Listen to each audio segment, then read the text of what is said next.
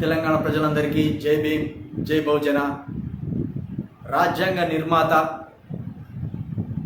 తొలి కేంద్ర న్యాయశాఖ మంత్రి, న్యాయవాది, ధర్మ పండితుడు, తత్వవేత్త, వక్త, రాజకీయ వైతాళికుడు, అర్థశాస్త్రవేత్త, సంపాదకుడు, రచయిత, విమర్శకుడు, విప్లవకారుడు, బౌద్ధ ధర్మ పునరుద్ధరణవేత్త డాక్టర్ బాబాసాహెబ్ అంబేద్కర్ గారి 131వ జయంతి శుభాకాంక్షలు.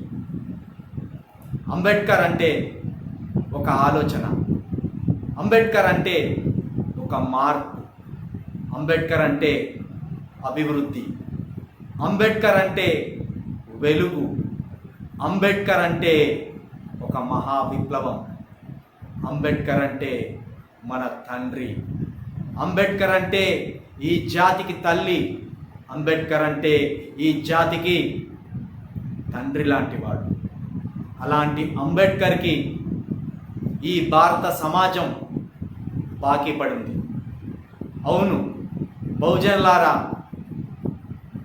మహాత్ముడు, father of modern India doctor Babasaheb Ambedkar గారికి ఈ భారత సమాజం బాకీ పడి ఉన్నది. ఆ రుణాన్ని తీర్చుకో బహుజన. ప్రపంచ కాల గమనాన్ని, ప్రపంచ చరిత్రను ఒకసారి మనం చెప్పుకుంటే క్రీస్తుకు పూర్వం, క్రీస్తుకు తర్వాత అని మాట్లాడుకోవాల్సి వస్తుంది.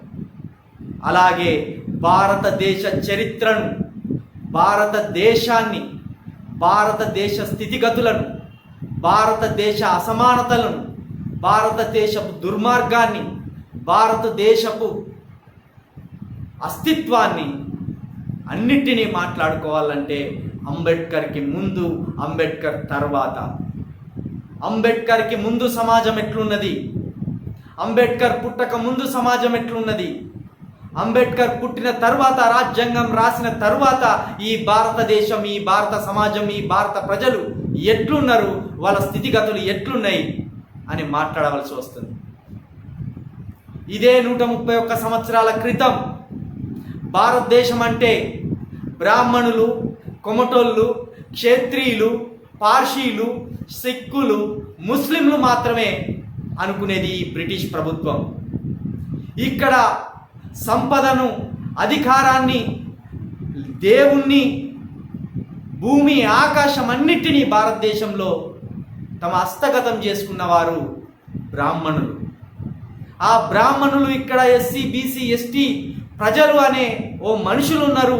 వాళ్ళకు కోరికలు ఉన్నాయి, వాళ్ళకు జీవితం ఉన్నది.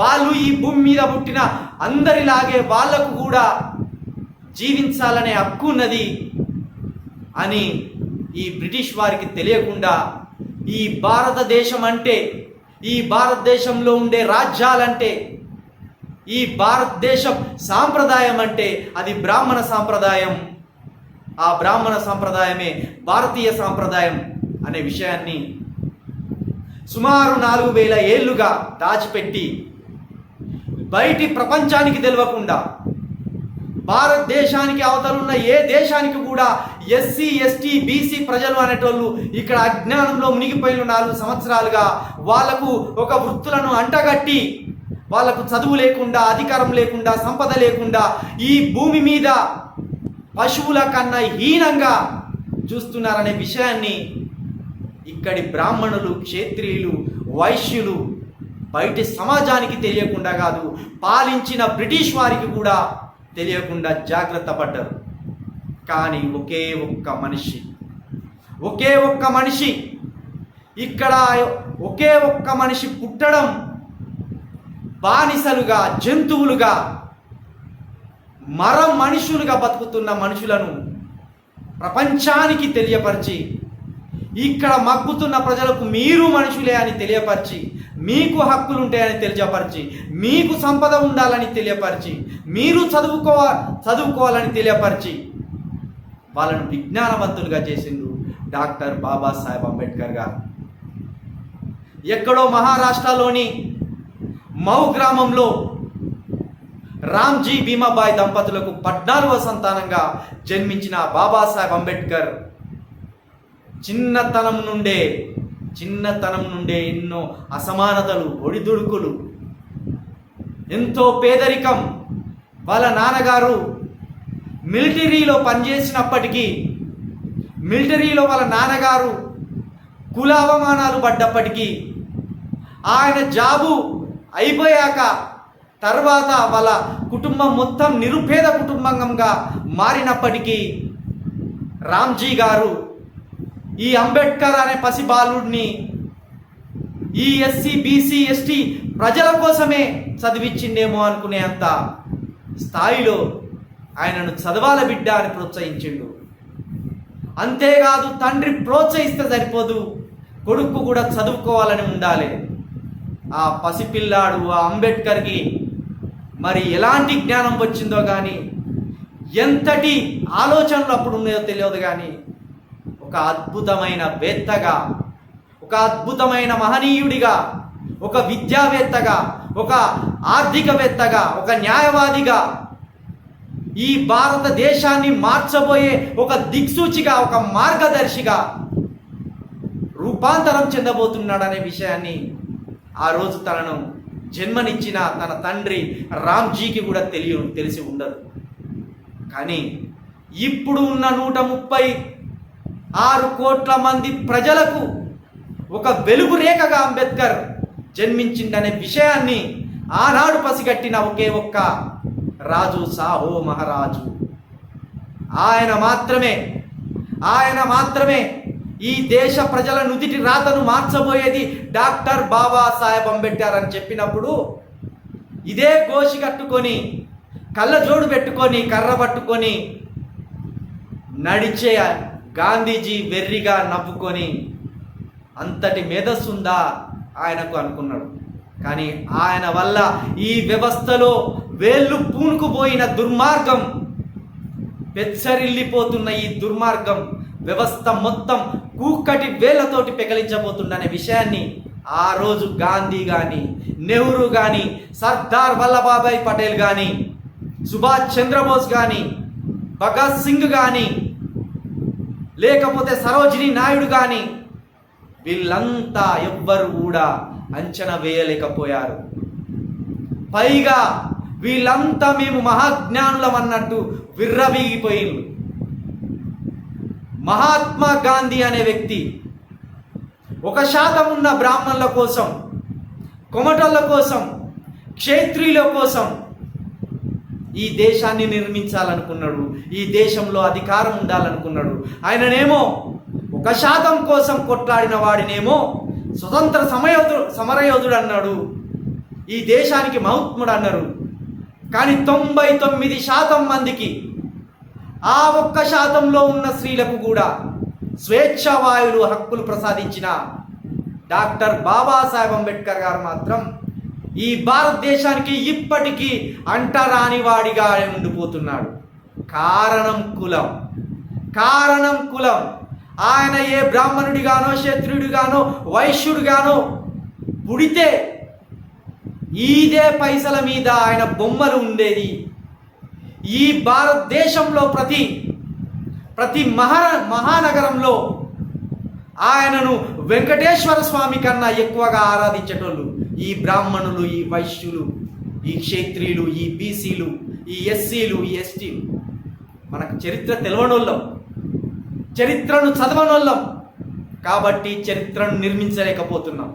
కానీ బాబాసాహెబ్ అంబేద్కర్ గారు ఆనాడు చరిత్రను చదివిండు, చరిత్రను చెప్పిండు, చరిత్రను నిర్మించిండు. ఈ భారతదేశానికి ముఖ చిత్రంగా నిలబడ్డాడు.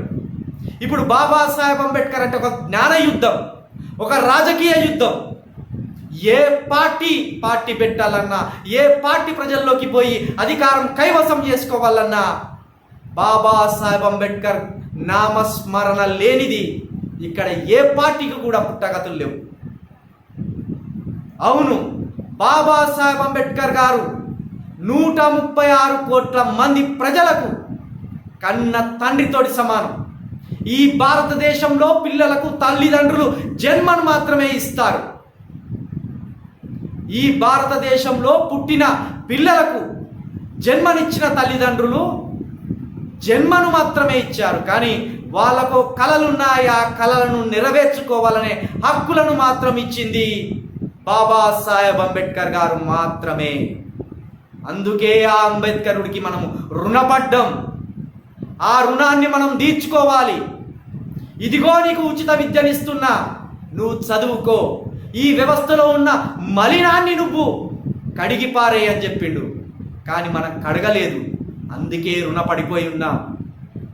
ఇదిగో నీకు ఓటు హక్కు ఇచ్చిన, ఈ ఓటు హక్కుతోటి నీ రాజ్యంలో నువ్వే అధికారం అందుకొని ఈ రాజ్యాన్ని పాలించు అని ఓటు అనే ఆయుధాన్ని ఇచ్చిండు. ఆ ఆయుధాన్ని అమ్ముకొని ఆ ఆయుధాన్ని శత్రువుకిచ్చి మనం ఓడిపోయి మన మెడలు నరికేసుకుంటూ ఓడిపోతున్నాం. అందుకే అంబేద్కరుడికి బాకీ పడి ఉన్నాం. అందుకే అంబేద్కర్కి బాకీ పడి ఉన్నాం. ఆ రుణాన్ని తీర్చుకోవాలి. ఇదిగో నీకు సంపద ఉండాలి, ఈ సంపద మీద నీకు అధికారం ఉండాలి. ఆ అధికారాన్ని నేను కల్పిస్తున్నా, నువ్వు సంపాదించుకో. ఈ బ్రాహ్మణులు లెక్క, ఈ క్షత్రియులు లెక్క, ఈ వైశ్యుడి లెక్క నీ జేబులో నీ ఇంట్లో డబ్బులు ఉండాలి, ధనం ఉండాలి. నీకు నేను ఈ అవకాశం కల్పిస్తున్నా, ఆర్థిక స్వేచ్ఛను నీకు కల్పిస్తున్నా అని అంబేద్కర్ చెప్పిండు. అది అర్థం చేసుకోలే. అందుకే బాబాసాహెబ్ అంబేద్కర్ గారికి రుణపడి ఉన్నాం. ఆ రుణాన్ని కూడా తీర్చుకోవాలి.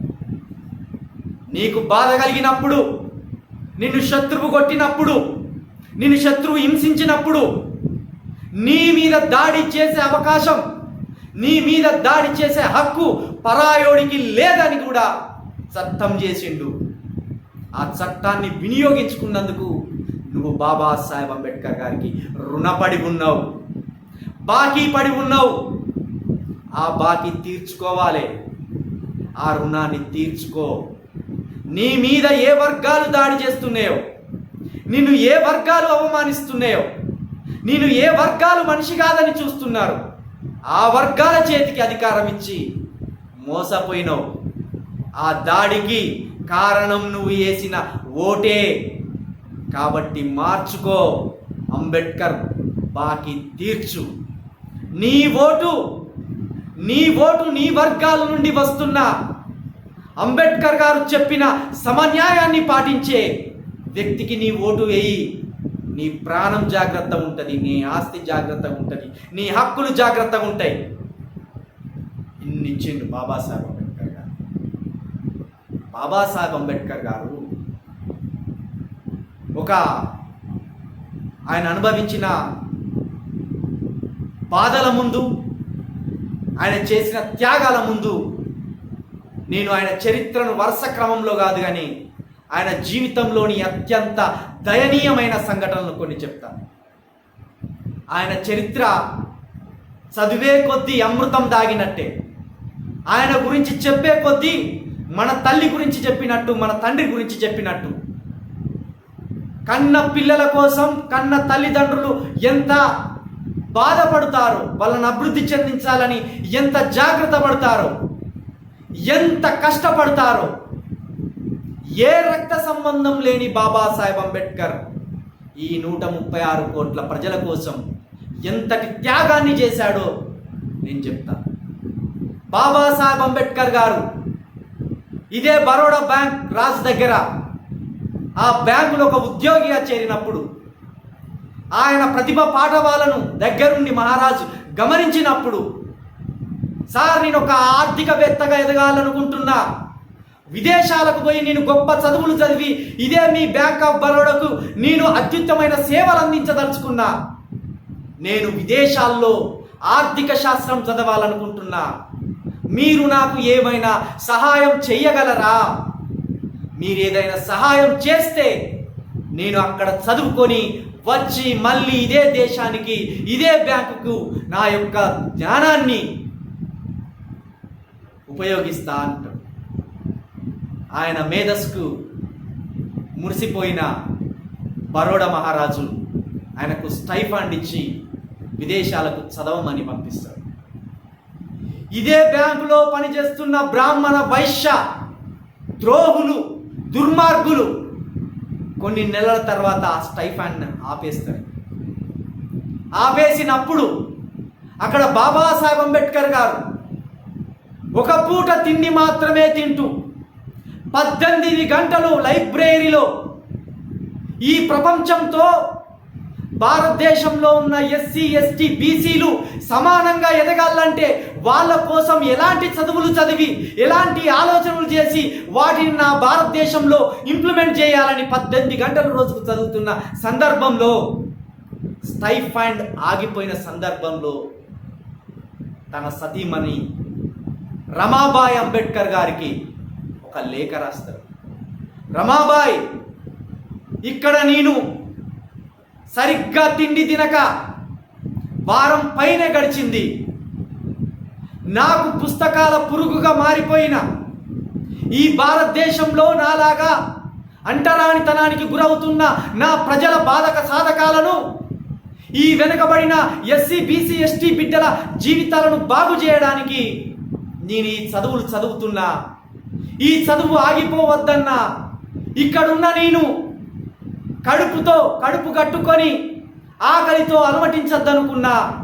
నీ దగ్గర ఏమన్నా ఉంటే డబ్బులు నాకు పంపించగలవు అని ఒక ఉత్తరం రాస్తారు. ఆ తల్లి, ఆ మహాతల్లి ఉత్తరం రిప్లై ఇస్తారు.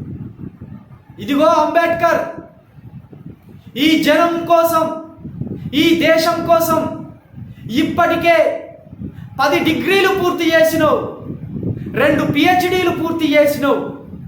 ఓ వైపు చూస్తే మన ఇంట్లో పుట్టిన పిల్లలు వ్యాధి బారిన పడి రోగాలమయమై సావు బతుకుల్లో ఉన్నారు.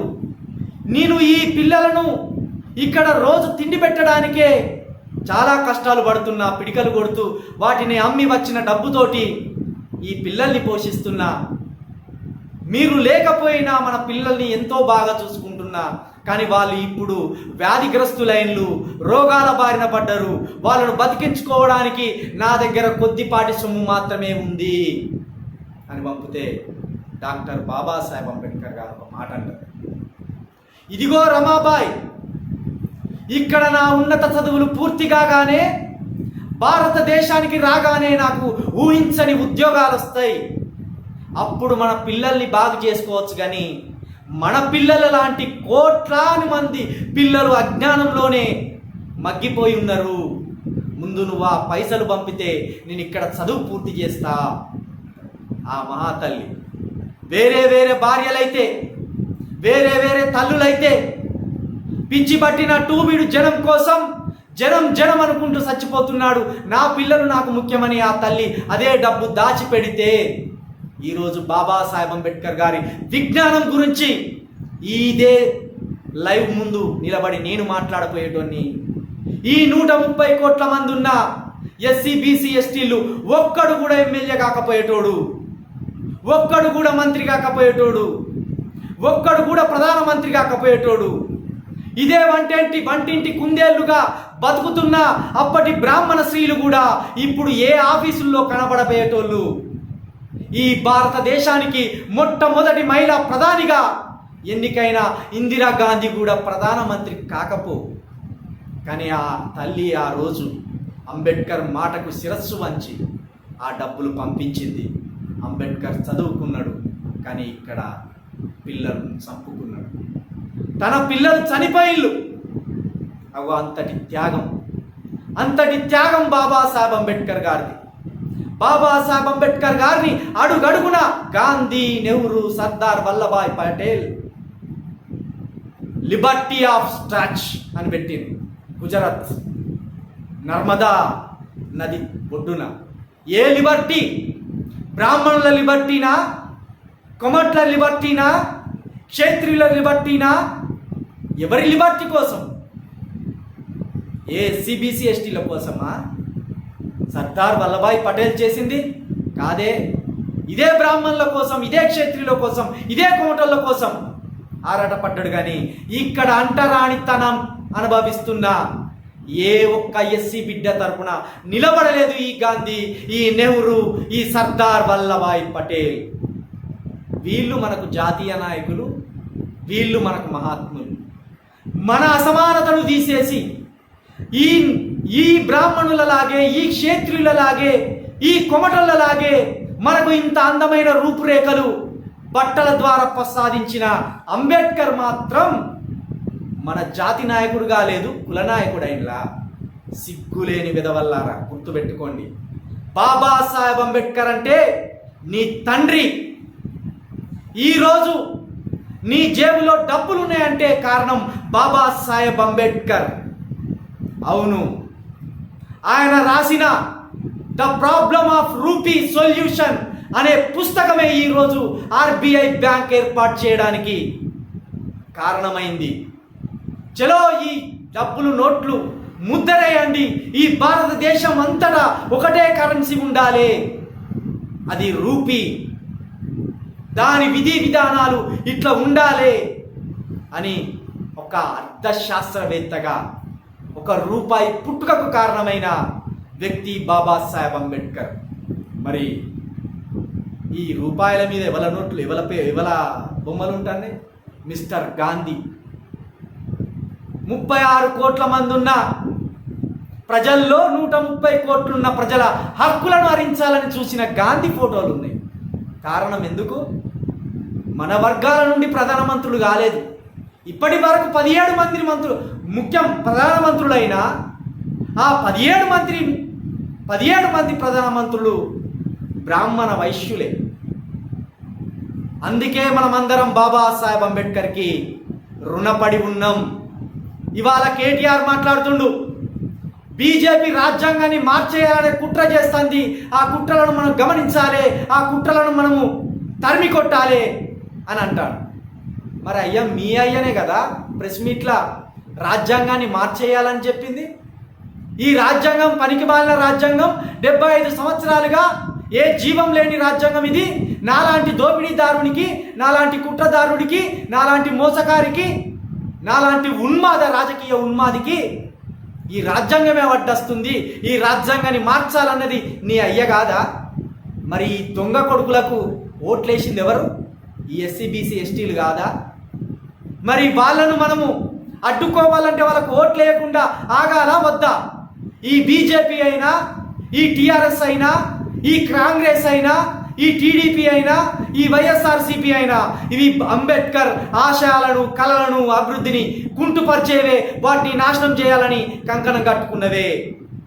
ఖచ్చితంగా ఈ పార్టీలను పొందబెట్టాలి, బహుజన పార్టీలకు పట్టం కట్టాలి.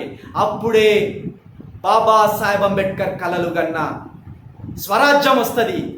ఇదిగో ఈ బుక్కు సాక్షిగా భారత రాజ్యాంగం, ఇది భారత రాజ్యాంగం బాబాసాహెబ్ అంబేద్కర్ గారు ఇచ్చిన అతి గొప్ప ఆయుధం. ఒక స్నేహితుడు, ఒక తండ్రి లాంటి వాడు, ఒక సంరక్షకుడు లాంటిది ఈ భారత రాజ్యాంగం. ఇందులో మత స్వేచ్ఛ ఇచ్చిండు, ఇన్కమ్ స్వేచ్ఛ ఇచ్చిండు, భూమి స్వేచ్ఛ ఇచ్చిండు. ప్రతి ఒక్కరికి భూమి ఉండాలని రాసిండు, ప్రతి ఒక్కరికి హక్కులు ఉండాలని రాసిండు. స్త్రీలకు కూడా ప్రత్యేక హక్కులు ఉండాలని రాసిండు. స్త్రీలకు కూడా 50% ఈ చట్టసభల్లో రిజర్వేషన్లు ఉండాలని రాసిండు. జనాభా ప్రతిపదికన ఎస్సీ బీసీ ఎస్టీలకు రాజకీయ రిజర్వేషన్లు ఉండాలని రాసిండు. ఉద్యోగ రిజర్వేషన్లు ఉండాలని రాసిండు. బాబాసాహెబ్ అంబేద్కర్ అంటే ఒక ఎస్సీ వారికి మాత్రం కాదు, BC SC ST minority, Parsi, Sikh, Christian, Muslim, బ్రాహ్మణ, క్షత్రియ అందరికి దేవుడే, అందరికి తండ్రి లాంటి వాడే. అందుకే ఫాదర్ ఆఫ్ మోడర్న్ ఇండియా అని ముద్దుగా పిలవడం జరుగుతుంది. మిత్రులారా, తెలంగాణ ప్రజలారా, ఇందులో ఆర్టికల్ 120, ఆర్టికల్ 21 జీవించే హక్కు, జీవించడానికి కూడా, బతికి ఉండడానికి కూడా ఒక హక్కు కల్పించిండు బాబాసాహెబ్ అంబేద్కర్. ఆర్టికల్ 21, నిన్ను ఎవడు చంపినా నేరమే, నీకై నువ్వు చచ్చినా నేరమే, నిన్నొకడు కొట్టినా నేరమే, నీ జీవించే స్వేచ్ఛను, నీ జీవించే హక్కును ఎవడు హరించినా వాడు నేరస్తుడే అని చెప్పిండు బాబాసాహెబ్ అంబేద్కర్. ఆర్టికల్ 25, 28 మత స్వేచ్ఛనిచ్చిన బాబాసాహెబ్ అంబేద్కర్. నువ్వు విశ్వసిస్తున్న ఏ మతం మీద దాడి చేసినా ఆ మతంలో నువ్వు ఎందుకున్నావని దాడి చేసిన, ఆ మతం అవసరం లేదని ఆ మత జెండాలు, వాళ్ళకు సంబంధించిన మత జెండాలు తీసుకొచ్చి నీ మతంలో పెట్టి నేను హింసించిన వాడు నేరస్తుడే. నీకు మత స్వేచ్ఛ ప్రకటించిండు బాబాసాహెబ్ అంబేద్కర్, ఆర్టికల్ 25 to 28. దీనికి రుణపడి ఉన్నాం మనం, ఈ విషయంలో ఆయనకు బాగిపడి ఉన్నాం. మత స్వేచ్ఛను మర్చిపోయి మత పిచ్చోళ్ళుగా మారి ఒకరి మతం మీద ఒకడు దాడి చేస్తూ బాబాసాహెబ్ అంబేద్కర్ గారు రాసిన రాజ్యాంగాన్ని అవమానిస్తూ భిన్నత్వంలో ఏకత్వం అనే సాంప్రదాయాన్ని నేల రాస్తూ మనం అందరం పిచ్చోళ్ళమవుతున్నాం. ఒక బీజేపీడు ఆడుతున్న నాటకానికి, బీజేపీని నడిపిస్తున్న ఒక బ్రాహ్మణుడు ఆడుతున్న నాటకానికి, బీజేపీ వెనుక ఉండి ఆర్ఎస్ఎస్ ఎజెండాగా నడుస్తున్న ఆర్ఎస్ఎస్ యజమాని ఒక బ్రాహ్మణుడు ఆడిస్తున్న నాటకానికి మనమంతా జై శ్రీరామ్ అని, జై హిందుత్వం అనే ఒక పిచ్చిలో పడి మనకు మత స్వేచ్ఛ ఉన్నదనే ఒక హక్కును మర్చిపోయి వెర్రి ఉన్మాదుల్లాగా ప్రదర్శిస్తున్నాం. అది మానుకోండి. బాబాసాహెబ్ అంబేద్కర్ గారికి మత స్వేచ్ఛ విషయంలో ముస్లింలు, క్రిస్టియన్లు, ఎస్సీ, బీసీ, ఎస్టీలు అందరూ రుణపడిపోయి ఉన్నారు, బాకీ పడి ఉన్నారు. ఆ స్వేచ్ఛను మీరు వినియోగించుకోర్రి, అప్పుడే బాబాసాహెబ్ అంబేద్కర్ గారు సంతోషిస్తారు. ఇంకోటి, దోపిడీ వ్యతిరేక చట్టం ఆర్టికల్ 23. నీ ధనాన్ని ఎవడన్నా దొంగిలించినా, నువ్వు ఇంకొకటి ధనాన్ని దొంగిలించిన, ఈ జాతి సంపదను దొంగిలించిన, జగన్ లాగా కావచ్చు, కేసీఆర్ లాగా కావచ్చు, అంబానీ లాగా కావచ్చు, అదానీ లాగా కావచ్చు, విజయ్ మాల్యా లాగా కావచ్చు, ఇక్కడున్న మై హోం రామేశ్వర రావు లాగా కావచ్చు, మెగా కృష్ణారెడ్డి లాగా కావచ్చు, ఎవడు దోపిడీ చేసినా, ఈ దేశ సంపదను సమానంగా పంచుకోవలసిన ఈ దేశ సంపదను ఎవడు దోపిడీ చేసినా దోపిడీ వ్యతిరేక చట్టం ఆర్టికల్ 23 చేసి మనకు బహుమతిగా ఇచ్చాడు బాబాసాహెబ్ అంబేద్కర్. ఇట్లా ఒకటా రెండా అనేకమైన హక్కులు ప్రసాదించిండు. ఆయన ప్రసాదించిన హక్కుల పుణ్యమే ఈ భారతదేశంలో అంటరాని వారిగా, బ్లాక్వర్డ్ క్యాస్ట్లుగా, బ్యాక్వర్డ్ క్లాసెస్గా, షెడ్యూల్డ్ ట్రైబ్స్గా నువ్వు మనిషివే అని గుర్తించబడడానికి ఈ ప్రభుత్వాలు తమ పథకాలు మీ ఇంటి దాకా తీసుకొచ్చి, అయ్యా ఈ పథకం తీసుకో అని నీ చేతిలో పెట్టడానికి ఆయన ఇచ్చిన హక్కులే. ఆఖరికి సాంస్కృతిక పరిరక్షణ చట్టం కూడా బాబాసాహెబ్ అంబేద్కర్ గారు తీశారు. భారతదేశంలో ప్రతి జాతికి ఒక సంస్కృతి ఉంది. బాపనోడి సంస్కృతినే ఈ దేశ సంస్కృతిగా, బాపనోడు పూజిస్తున్న శ్రీరాముడు, వెంకటేశ్వర స్వామి, లేకపోతే శివుడు, ఆంజనేయుడు, వీళ్ళనే దేవుళ్ళుగా ఈ జనం మీద రుద్దకూడదు. ప్రతి ఒక్కరికి మత స్వేచ్ఛ ఉంది, సంస్కృతిని కాపాడుకునే స్వేచ్ఛ ఉంది అని ఆర్టికల్ 29-30 చేసిండు బాబాసాహెబ్ అంబేద్కర్ గారు. ఇగో నీ సంస్కృతిని కాపాడుకోవడానికి ఒక ఎరకలి వారు కావచ్చు, ఒక లంబడి వారు కావచ్చు, ఒక చెంచు బిడ్డలు కావచ్చు, ఒక గోండు పిచ్చడు కావచ్చు, వాళ్ళకు ఒక సంస్కృతి ఉంటుంది, వాళ్ళకు ఒక భాష ఉంటుంది. అది లిపి లేని భాష అయినా, రాయడానికి వీలు లేని భాష అయినా, రాయడానికి వీలున్న భాష అయినా, రాయడానికి వీలు లేని భాష అయినా, ఏ భాష అయినా సరే వాళ్లకు నేను సాంస్కృతిక స్వేచ్ఛ విద్యా హక్కు చట్టాన్ని కల్పిస్తున్నా. మీ భాషను మీరు రక్షించుకోండి, మీ సంస్కృతిని మీరు కాపాడుకోండి అని బాబాసాహెబ్ అంబేద్కర్ గారు ఆర్టికల్ 29-30 చేసిండు. దీన్ని కూడా మనం మర్చిపోయినాం. మన సంస్కృతి మీద దాడి చేస్తున్న బీజేపీకి తలొగ్గి జై శ్రీరామ్, జై హిందుత్వం అంటున్నాం. ఈరోజు మొన్న మధ్య అమిత్ షా హిందీ తప్పనిసరిగా దేశ భాషగా దాన్ని పరిగణించాలి, హిందీని దేశ భాషగా పరిగణించకపోతే తీవ్రమైన చర్యలుంటాయి, మీరు బాధ్యులైతారు. ఇక రానున్న రోజుల్లో ఇంటర్నెట్ కావచ్చు, చదువులు కావచ్చు, మాట్లాడడం కావచ్చు, ఏదైనా హిందీలో మాట్లాడవలసిందే అని ఒక హుకుం జారీ చేసిండు.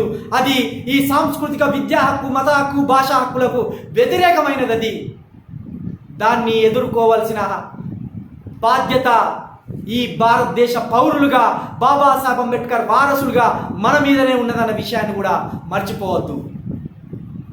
ఎన్ని హక్కులు, ఎంత స్వేచ్ఛ! మైనారిటీ మిషన్, మహిళా మిషన్, మైనార్టీ కమిషన్, మహిళా కమిషన్, షెడ్యూల్ కులాల తెగల కమిషన్, మానవ హక్కుల కమిషన్ ఎన్ని ప్రసాదించిండు బాబాసాహెబ్ అంబేద్కర్. మనమేమో కేసీఆర్ కనబడగానే దొరగారు అని కాళ్ళ మీద పడతాం, మోదీ కనబడగానే జై శ్రీరామ్ అని కాళ్ళ మీద పడతాం, ఇంకెవడో జగన్ కనబడగానే కాళ్ళ మీద పడతాం. 22 జిల్లాలున్న ఆంధ్రప్రదేశ్ను 35 జిల్లాలుగా విభజించి ఒక్కో జిల్లాకు రెడ్డి పేరు, కమ్మ పేరు, ఓ జిల్లాకు ఎన్టీఆర్ జిల్లా, ఒక జిల్లాకు వైఎస్ఆర్ జిల్లా, ఇంకో జిల్లాకు వేమన్న రెడ్డి జిల్లా, ఇట్లా 36 జిల్లాలకు 36 రెడ్డి పేర్లు, వెలమ పేర్లు పెట్టుకున్నారు. కానీ ఈ ఎస్సీ నుండి, ఒక బీసీ నుండి, ఈ ఎస్టీ నుండి మహా మేధావులు ఉన్నప్పటికీ ఒక్కరికి కూడా ఆఖరికి కోనసీమ జిల్లాకు డాక్టర్ బాబాసాహెబ్ అంబేద్కర్ గారి పేరు పెట్టాలని అక్కడ ధర్నాలు చేస్తాంటే కూడా దేకినోడు లేడు ఆంధ్రప్రదేశ్లో. కారణం ఈ ఎస్సీ ఓట్లు తీసుకుపోయి జగన్ రెడ్డికి వేసి జగన్ రెడ్డిని గెలిపించి మా బాబాసాహెబ్ అంబేద్కర్ గారి పేరు పెట్టమంటే వాడు పెడతాడా? వాడు పెట్టాడు. సిగ్గులేని విధవల్లారా, మీరు వాని కోట్లేసి వాడిని నడుపుకునే బదులు మన పార్టీలు ఉన్నాయి, బీఎస్పీ లాంటి పార్టీలు, మన పార్టీలు ఉన్నాయి, రిపబ్లిక్ పార్టీలు, వాటికి ఓట్లేస్తే కదా మీరు కోరుకునేది వచ్చేది. దళిత బంధు అట, దళిత బంధు ఎవరికి కావాలరా? దళిత ఎంపవర్మెంట్ కావాలి, దళిత అధికారం కావాలి. బీసీ సప్లాన్ అట, చేపలు పట్టాలట, గొర్రెలు గాయాలట, పండ్లు అమ్ముకోవాలట, పారలెత్తాలట. ఇవే అలా బీసీలకు కావాల్సింది. బీసీ రాజ్యాధికారం కాదా? ఇంకా ఎస్టీ బిడ్డలు అయితే ఇంకొక సమాజానికి ఎక్కడో వెలివేయబడ్డారు. ఇవన్నీ బాబాసాహెబ్ అంబేద్కర్ గారికి విరుద్ధమైనవే. ఇంకో ప్రమాదం జరగబోతుంది ప్రజలారా, ఇంకో ప్రమాదం జరగబోతుంది. ఈ మధ్య జై శ్రీరామ్ అనేటోళ్ళందరూ జై భీమ్ అంటారు. ఇది చాలా ప్రమాదకరమైన చర్య. వాడు జై భీమ్ అని మనల్ని భ్రమ పెట్టుతున్నాడు. వాడి లోపల ఉన్నది జై శ్రీరామ్. వాడు జై శ్రీరామ్ అంటే ఈ బాపనోడి బానిస, ఈ గుజరాతోడి బానిస. వాడు మన మేడ మీద కత్తులు పెట్టి ఏనాడో కోసేస్తాడు. ఈ బీజేపీ మాయలో పడకండి, ఈ టీఆర్ఎస్ మాయలో పడకండి, ఈ పాప కాంగ్రెస్ మాయలో పడకండి. ఇవన్నీ మన జీవితాలను అనాదిగా దోచుకుంటున్నదే. ఈ పార్టీలో ఉండే వాళ్ళంతా బాపనోళ్ళే, ఈ పార్టీలను పాలించేటోళ్ళంతా బాపనోళ్ళే.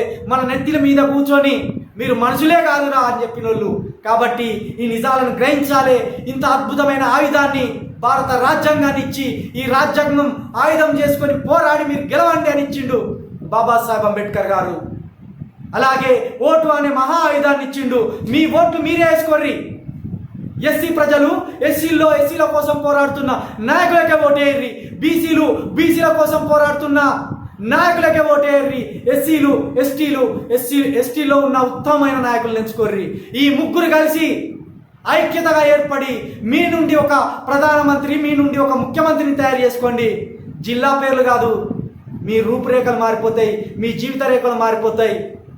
50 ఎకరాలు వెలమోనికి కాదు, రెడ్డోనికి కాదు, ఎస్సీ వాళ్ళకు ఉంటాయి, బీసీ వాళ్ళకు ఉంటాయి, ఎస్టీ వాళ్ళకు ఉంటాయి. ప్రతి ఒక్క హక్కుని బాబాసాహెబ్ అంబేద్కర్ గారు ఈ రాజ్యాంగం ద్వారా ప్రసాదించిండు. దీన్ని వేస్ట్ చేసుకోవద్దని మరొకసారి చెబుతూ, బాబాసాహెబ్ అంబేద్కర్ గారి చరిత్ర ప్రతి ఒక్కరు ఏదో ఒక సందర్భంలో చెప్తూనే ఉంటారు. ఖచ్చితంగా బాబాసాహెబ్ అంబేద్కర్ గారి చరిత్రను, ఆయన రాసిన మహాగ్రంథాలను, ఆయన రాసిన అద్భుతమైన రాజ్యాంగాన్ని తప్పకుండా రోజొక ½ అన్ అవర్ అతి త్వరలో కూడా చెప్తా. నాకు ఆఫీస్ ఏర్పడగానే బాబాసాహెబ్ అంబేద్కర్ గారి సందేశాలను, ఆయన ఆలోచనలను, ఆయన పుస్తకాలను, ఆయన రాజ్యాంగాన్ని, ప్రతి ఒక్క చట్టాన్ని ప్రతిరోజు ఈ అణగారిన బిడ్డలకు వివరిస్తా.